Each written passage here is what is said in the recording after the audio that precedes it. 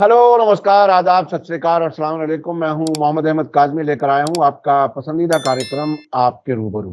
आप मुसलसल media star world पर इसराइल फिलिस्तीन जंग की कवरेज और कुछ जानकार लोगों से बातचीत के जरिए काफी गहराई से मालूमात हासिल कर रहे हैं। मेरी पूरी कोशिश रहती है कि हर सोर्स से आने वाली इंफॉर्मेशन आप तक पहुंचती रहे और नतीजा आप निकालें कि आखिर जंग किस तरफ बढ़ रही है। इस वक्त पेरिस में सीज फायर के सिलसिले में बातचीत हो रही है।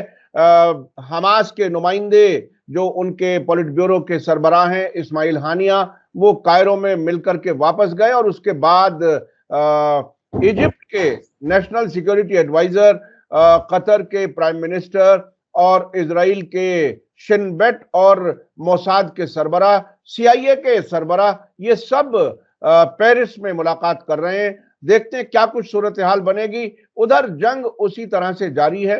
मरने वालों की तादाद अब जरा कम नजर आ रही है, लेकिन रफा पर खतरा पूरी तरह से मंडरा रहा है। अभी तक नेतन्याहू जंग के बाद में गजा पर अपना कंट्रोल हासिल करने के लिए, अपनी मर्जी के लोगों की हुकूमत कायम करने के लिए बजिद हैं। उन्होंने अपनी कैबिनेट में वो प्रपोजल बाकायदा रख दिया है। आखिर इस सब के क्या मानी है, ये समझने के लिए मेरे साथ खास मेहमान है सीनियर जर्नलिस्ट शेख मंजूर साहब, जिन्होंने हमसे अब से पहले भी कई बार बात की है और आप लोग उनके तज्जिए को काफी पसंद करते हैं, काफी गहराई होती है इसमें। शेख मंजूर साहब, वेलकम है आपका। मीडिया स्टार वर्ल्ड को आप वक्त दे देते हैं, उसके लिए बहुत बहुत शुक्रिया। आप ये बताइए कि 4.5 महीने जंग को हो गए, अब थकन सी भी महसूस हो रही है शायद दोनों तरफ, और जंग बंदी का मामला अभी तक हल नहीं हो पा रहा है। आप पेरिस में क्या कोई नतीजा आता हुआ देख रहे हैं इस बार, या इस बार भी वही होगा, ढाक के 3 पात जिसे कहा जाता है? क्या कुछ लगता है आपको? देखिए, इस सारे मसले में सबसे ज्यादा जिम्मेवारी जो जंगबंदी की है वो इजराइल पर है। बदकिस्मती से जो हार्डलाइनर्स है, रेडिकल्स है, जो नेतान्याहू की हुकूमत को सपोर्ट कर रहे हैं, वो इसमें हर किस्म के रोडे अटका रहे हैं।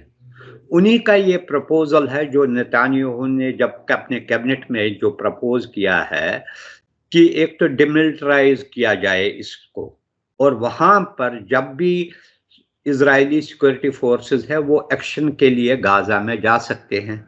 रफा बॉर्डर जो है इसके लिए जॉइंट वो कहते हैं, इसके हम यानी कि सिक्योरिटी भी हम देंगे ताकि ये देखेंगे आने जाने पर उनकी नज़र। ये ऐसे इम्प्रैक्टिकल चीज़ है, ऐसे प्रपोजल्स है जिनको ना उसके अपने अलाइज अमेरिका और ब्रिटेन भी एक्सेप्ट नहीं कर रहे हैं। आज ही यूएस सेक्रेटरी ऑफ स्टेट ने ये क्लियरली कहा हमें ये प्रपोजल मंजूर ही नहीं है। दूसरी तरफ ये हमने देखा है कि जो बिगिनिंग ऑफ जब ये गाजा पर गाजा 7 अक्टूबर के पास जो कंट्रीज, यूरोपियन कंट्रीज बहुत क्लोजली उन्होंने सॉलिडारिटी दिखाई इजराइल के साथ, वो भी एक एक करके पीछे हट रहे हैं। इनमें से सबसे ज्यादा फ्रांस है।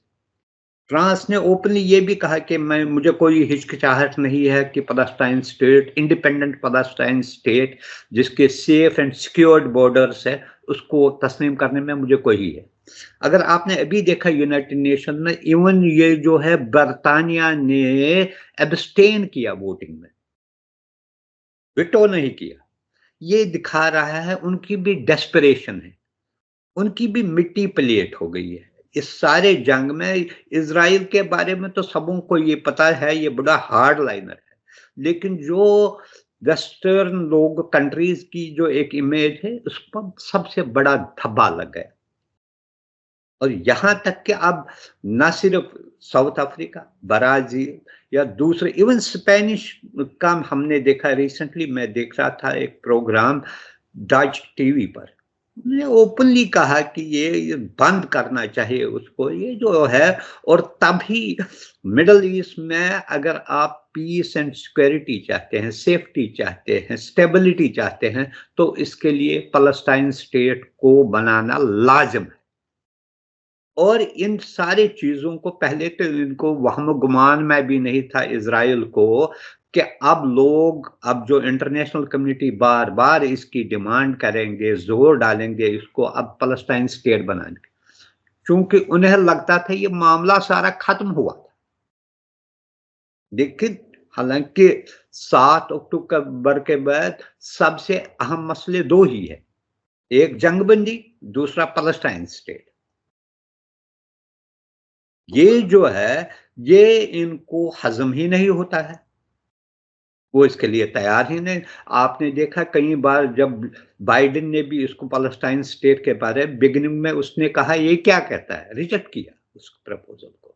लेकिन ये इसको इजराइल को समझ में नहीं आता है, या उनकी जो हार्ड लाइन अप्रोच जो होता है, रेडिकल अप्रोच रहता है, और खासकर वो जो उसको जो सपोर्टर्स है कोलिशन गवर्नमेंट में, उनका एक फलस्तीनियों के बारे में उनके तई एक बड़ा रिजिड जो अप्रोच है। आपने देखा अभी ये जो है यूएस कांग्रेस में भी कुछ ऐसे लोग हैं जो जब उनको फलस्तीनियन बच्चों के बारे में, शहादत के बारे में, तो वो कहते हैं ये क्या है, इससे भी ज्यादा हलाक हो जाए। ये देखता है कैसे टेंडेंसी है लोगों के, इस्लामोफोबिया क्या क्या ये है, ये अच्छा, नहीं अच्छा शेख मंजूर साहब, अमेरिका एक तरफ तो इजराइल के उस प्रपोजल को रिजेक्ट कर रहा है, जाहिरी तौर पर सामने ऐसा लगता है कि वो इजराइल से अब जरा पीछे हट रहे हैं या उसकी शिद्दत पसंदी को पसंद नहीं कर रहे हैं, लेकिन साथ साथ वो यूएनओ में वीटो भी करता है इजराइल के हक में। तो ये आखिर दोगलापन, आखिर ये एक तरफ ह्यूमैनिटेरियन किस्म का ह्यूमन एक अपनी इमेज भी चाहते हैं, साथ साथ कत्लेआम हो गया, 30,000 से ज्यादा लोग मारे जा चुके हैं अब तक। ह्यूमन इमेज तो अमेरिका की भी नहीं रही है, जो गाजा में कत्लगारत इस तरीके से नहते लोगों को मारा गया, उसके बाद उसका यूएस का क्या रहा इसमें।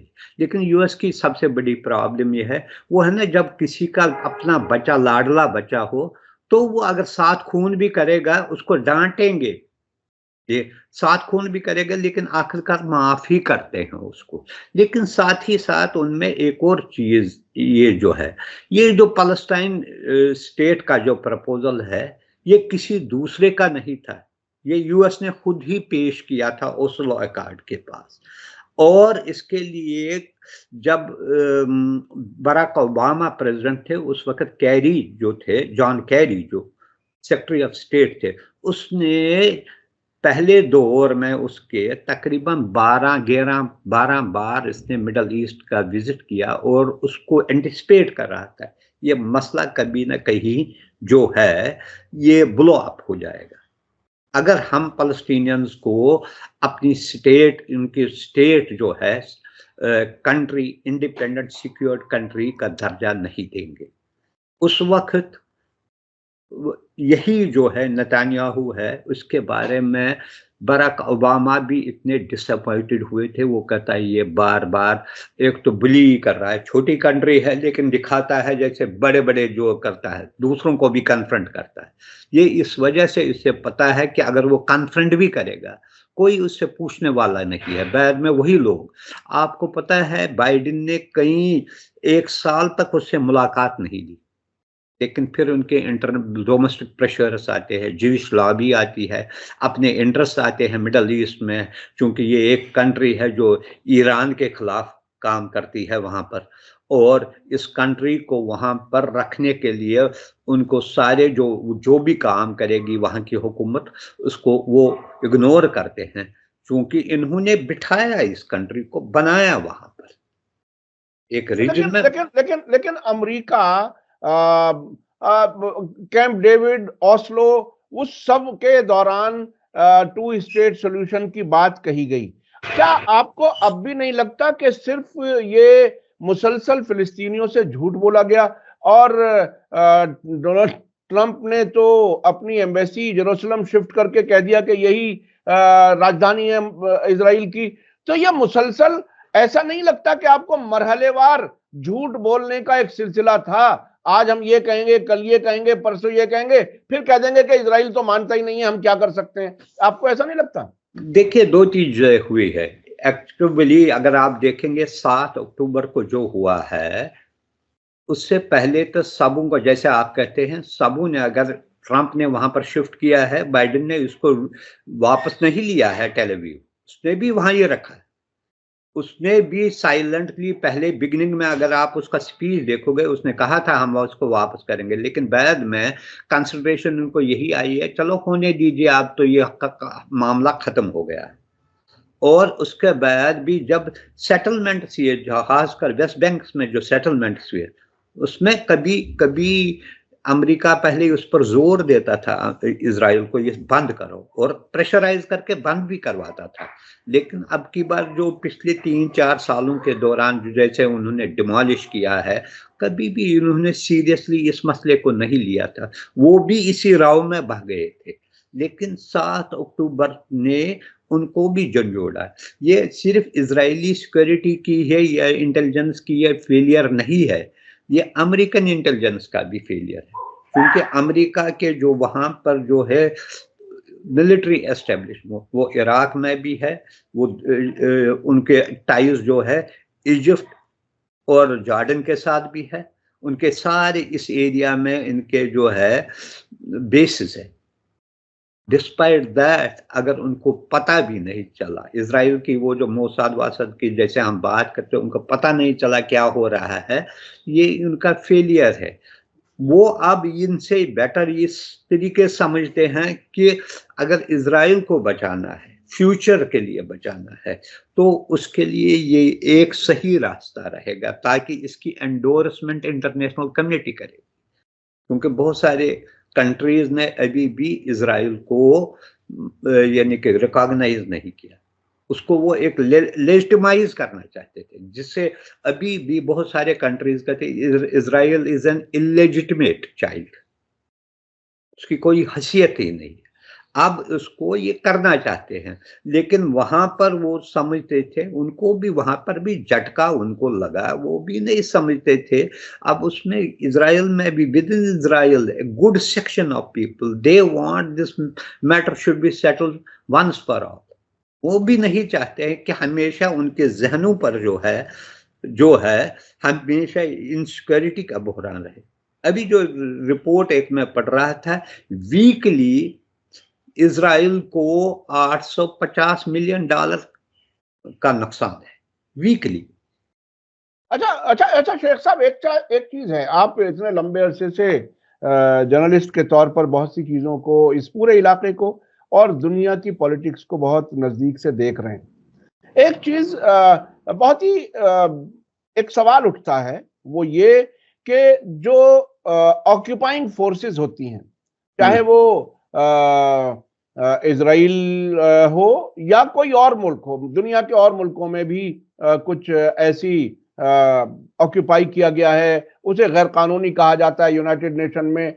फिर उसके बाद एक सेक्शन डेवलप होता है, एक नैरेटिव बनता है कि सब अब तक तो जो कुछ हुआ हो गया, अब इसको इतना ही मान लो।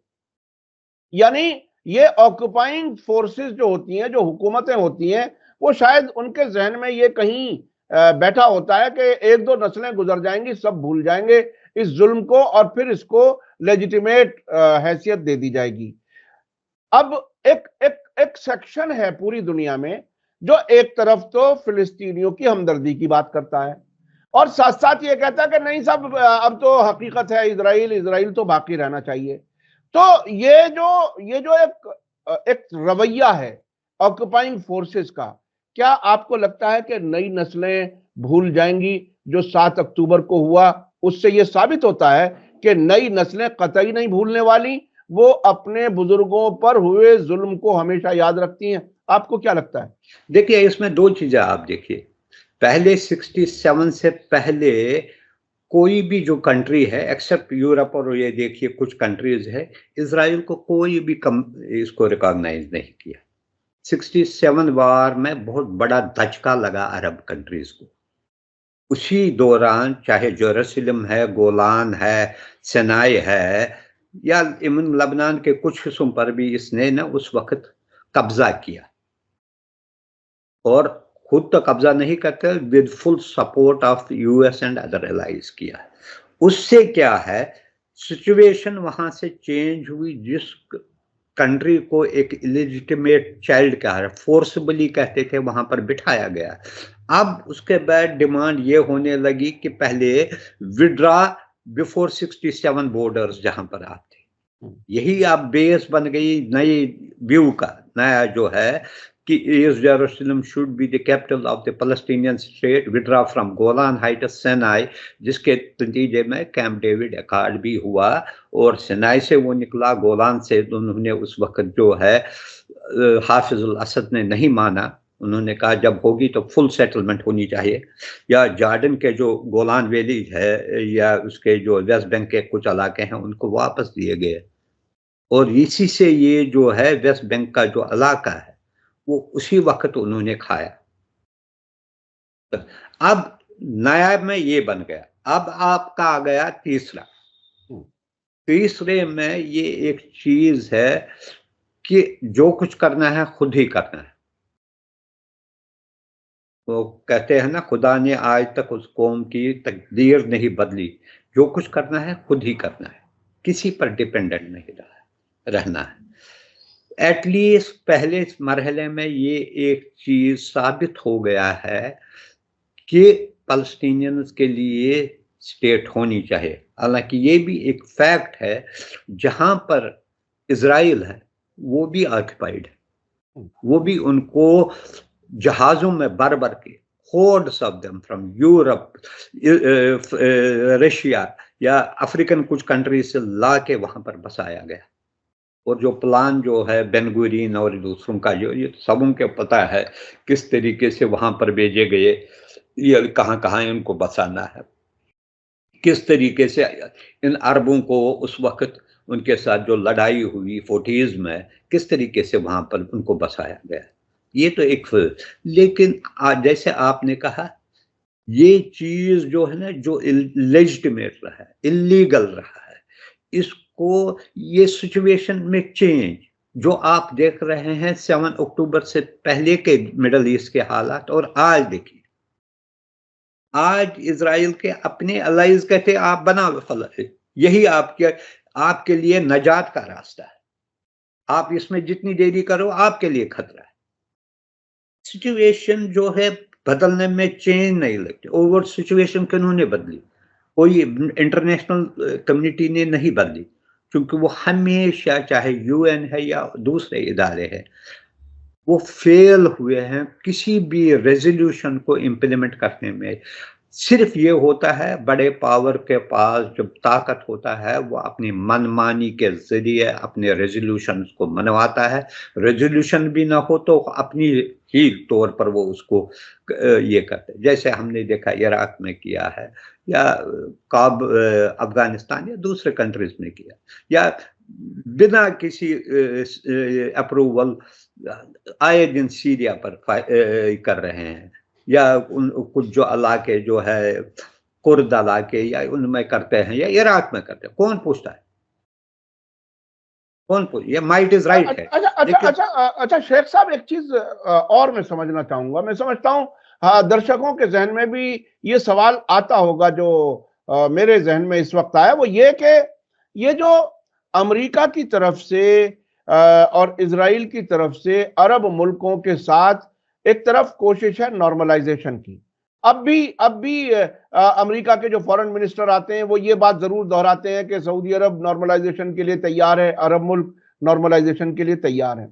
अब तक की जो इजराइल की शैतानी हमने देखी 1948 के बाद 1967 और उसके बाद और इलाकों पर कब्जा करते रहना, क्या, और दूसरी हकीकत यह भी है कि अमेरिका यह कहता है कि अगर हम इन अरब हुकूमतों को सिक्योरिटी देना बंद कर दें तो ये हुकूमतें गिर जाएंगी। क्या अरब मुल्कों के साथ नॉर्मलाइजेशन का नतीजा ग्रेटर इजराइल के सपने को पूरा करने की तैयारी है? आज कुछ बोलेंगे, कल कुछ बोलेंगे, आपको क्या मतलब? एक इमेजिनरी सवाल है ये। उसमें जो सबसे बड़ी बात जो है, ये जो अरबों को इजराइल के साथ मिलाना, जो एक अलायंस बनाना जो है, वो बेसिकली उसका मेन जो टारगेट है ईरान है। ये आप याद रखें, उनको ग्रेटर इजराइल का नहीं, वो कहते हैं अब आजकल हालात ये है अगर इजराइल अपना ही इलाका बचा सकेगा तो वही उसके लिए बड़ी बात हो रहेगी। तो ये सिचुएशन ऐसी नहीं रही, इसीलिए वो हमेशा अरबों को ये कहता है कि डराता है कि ईरान के पास न्यूक्लियर वेपन्स, हालांकि ये नहीं कहता है कि इजराइल के पास भी न्यूक्लियर वेपन्स है, वो नहीं, कभी भी उसने ये नहीं कहा, और उनको ये कहता है। अरबों को भी अभी मैं देख रहा था जब ये यूएन में ये जो विटो किया है उसके बाद अरबों में भी जबरदस्त डिसअपॉइंटमेंट आई है, तो वो कहते हैं हमारी जो बात है उसकी सुनाई नहीं होती। एटलीस्ट उन्हें ये लग रहा था कि ये विटो नहीं करेंगे, हालांकि विटो भी नहीं करता था फिर भी इजराइल कौन सा मानने वाला था इस रेजोल्यूशन को, क्योंकि उसको पुष्पनाही थी इन्हीं की ना। तो लेकिन उनको भी झटका लगा, उनको भी झटका लगा, इनको भी in the heart of hearts, या इस वक्त कुछ भी करें in the heart of hearts उनमें ये रियलाइज होने लगा है कि हमारे लिए, वेस्ट के लिए प्रायोरिटी, सबसे बड़ी प्रायोरिटी है इजराइल, नॉट अरब कंट्रीज।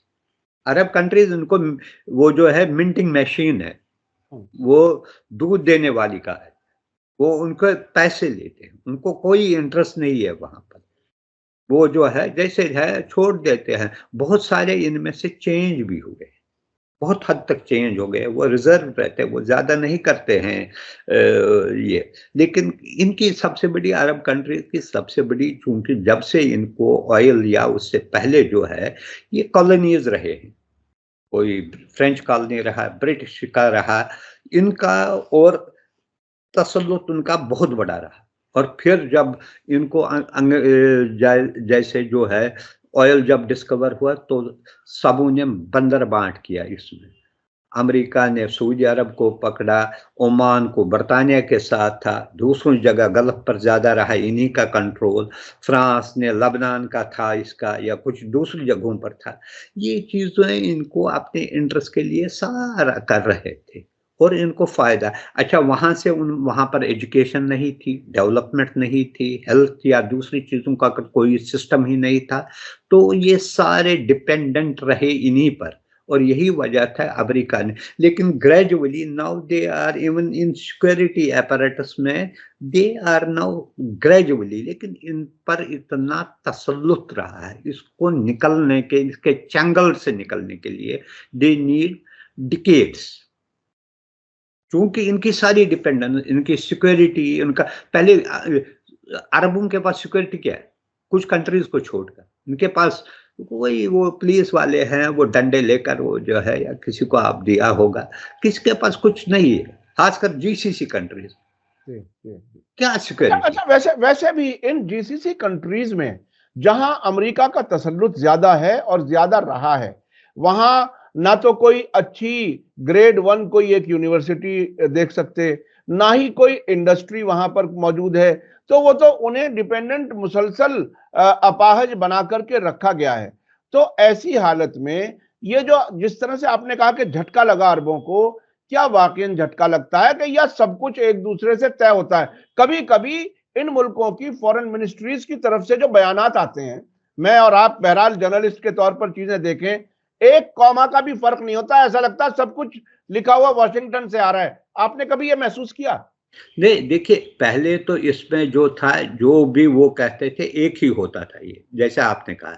लेकिन अगर देखें इसमें दो तीन चीजें हुई है जिस पर उनको ना, अब अगर आप देखेंगे मेजर इन्वेस्टमेंट जो है दो बड़े गल्फ कंट्रीज की जो है, चाइना है, India has become a major investment. अभी जो रिसेंटली आए, जो यूएई वाला भी जो आया था, गुजरात आया था, उसके बाद आजकल आ रहे हैं बहरीन के प्राइम मिनिस्टर आ रहे हैं, अंबानी के इसमें उसके बेटे की शादी में आते हैं, वो लुक ईस्ट हो गया है।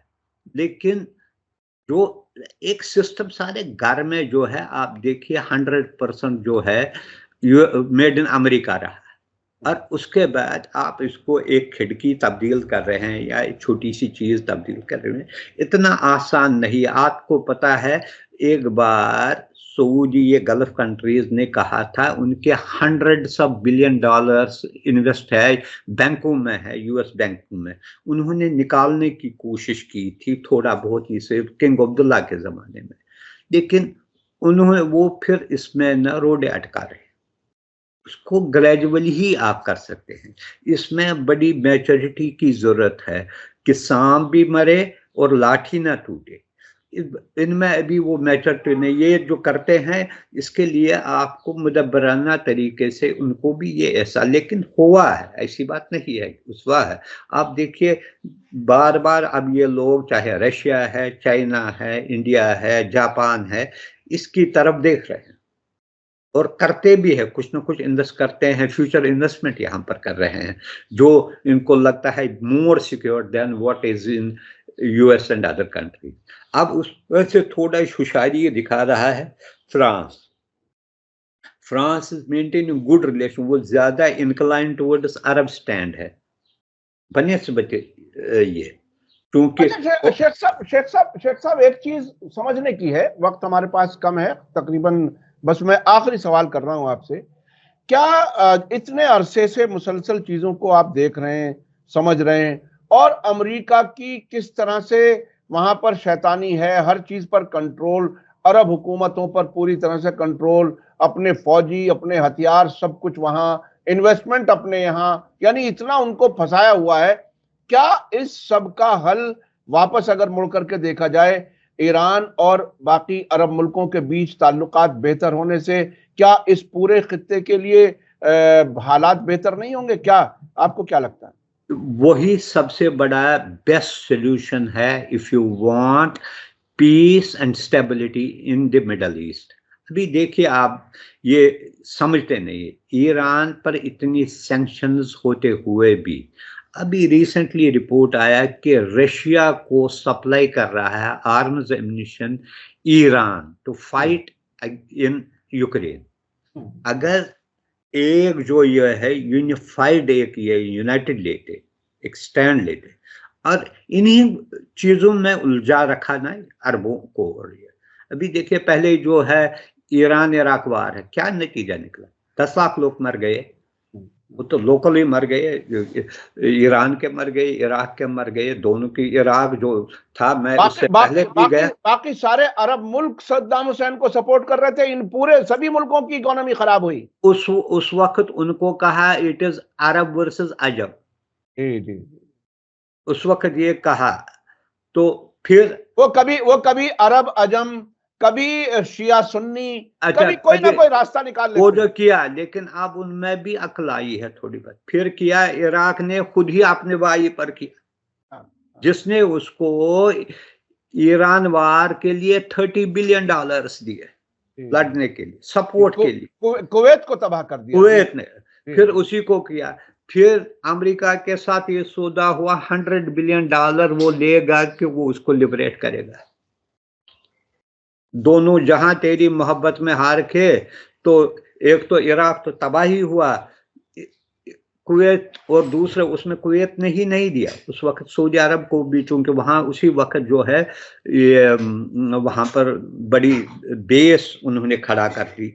वहां से ये जो डेजर्ट स्टार्म जो कहते थे, वहां से ही वो जाते थे हमला, तो वहां से ही उन्होंने किया कुवैत को लिबरेट करने। फिर सारी जगह उन्हीं का ही था, और इन्हीं का पैसा जो है, अमेरिकन डिफेंस इंडस्ट्री का मैक्सिमम जो बिजनेस है वो सिर्फ अरब कंट्री से आता है। और चूंकि वो उनके हर 2-4 सालों के बाद नए नए खिलौने दिखा रहा है कि अब हमारे पास ये नया खिलौना आया, ये भी लो आप, इसके लिए ये है। और जो पुराना जो है उसको, जो अब शायद एक रिसेंटली रिपोर्ट आया है, वो एक मैन्युफैक्चरिंग डिफेंस यूनिट बना रहा है, जो सऊदी अरब में ही बनाएंगे, उन्हीं को ट्रेन करेंगे। पहली बार ये शायद हो रहा है इस मामले में। थोड़ा बहुत ये नहीं कि टेक्नोलॉजी भी ट्रांसफर करे, जैसे हमने देखा इंडिया में बहुत सारे इन्होंने अमेरिका के साथ किया, फ्रांस के साथ है, लेकिन विद टेक्नोलॉजी। हाँ, आप यूनिट काम करो, बट हमें ये टेक्नोलॉजी भी दो, so that they become after 5 or 6 years अपने हाथ में ये टेक्नोलॉजी होगी फ्यूचर डेवलपमेंट के लिए। वो पहले वहां तो पढ़ने ही नहीं देते ना, वहां तो एजुकेशन ही नहीं लेने देते, ताकि वो ना टेक्नोलॉजी समझें ना कोई उनकी साजिश समझें। तो ये एक लंबा सिलसिला है जो जंगें करा करा करके इन तमाम मुल्कों को कमजोर करते रहने का सिलसिला है, और ये कब रुकेगा? जो अब आपने देखिए बताया एक और चीज में इस हाँ, अब देखिए यमन के साथ किया झगड़ा, क्या फायदा निकला, किसको नुकसान हुआ? एक तरफ वहां भी यमन में भी तकरीबन वो जो है जो सिविल वार चला, उसमें मारे गए, जो वार है जिन्होंने स्टार्ट किया, जिस पर वो बड़ी लड़ाई हुई है कतर के साथ, किसको फायदा हुआ?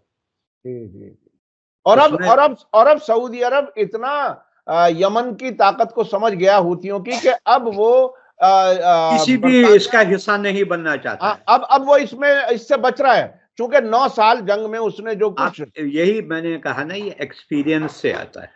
ये अब उनको लगा कि हमें काशिश अप्रोच करना चाहिए, कुछ न कुछ थिंकिंग है। जैसे हम पिछले 2 साल से ये बात कर रहे हैं कि थोड़ा बहुत ग्रेजुअल शिफ्ट हुआ है, लेकिन उनको जब अपना खतरा होता है ना आदमी को, तो फिर वो धीरे धीरे जा रहा है, वो देखता है किस तरीके से उसका एस्केप रूट मिलेगा, इसमें टाइम लगेगा। और अभी हाल ही में तेहरान में डिफेंस मिनिस्टर की सऊदी एम्बेसडर से मुलाकात हुई है, और सऊदी अरब ने भी ईरान के प्रेसिडेंट को इनवाइट किया, इनविटेशन दिया है।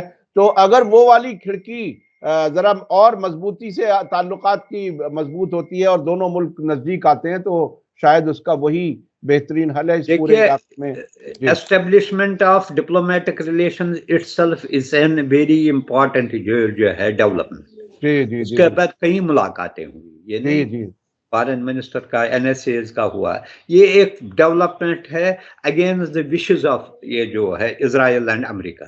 ये हो रहा है, ये इसको सस्टेन करने की जरूरत है, बढ़ावा देने की जरूरत है। और उसमें चीन ने बहुत अहम रोल अदा किया, वो बहुत वही है, चीन ने किया, जब दूसरे ने भी विलिंगनेस दिखाई।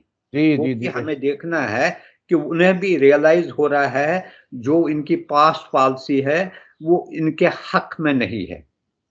उनके लिए ये ज्यादा बेहतर रास्ता है, उनके लिए रीजन के लिए बेहतर रास्ता है, और यूनिटी के लिए बेहतर रास्ता है। सऊदी ने रियलाइज किया है कि ईरान से ताल्लुक वो करना है, उसके बगैर कोई चारा नहीं है। जी, उसके अलावा कोई रास्ता नहीं है। बहुत बहुत शुक्रिया शेख मंजूर साहब, आपने हमें वक्त दिया, उसके लिए हम शुक्रगुजार हैं। और मैं अपने दर्शकों से बताऊं कि इस गहराई से मालूमात आप तक पहुंचती है। आप कमेंट्स में लिखिए कि आपको ये कैसा लगा इंटरव्यू। इसी के साथ मुझे दीजिए इजाजत। धन्यवाद, शुक्रिया। जय भारत, जय हिंद।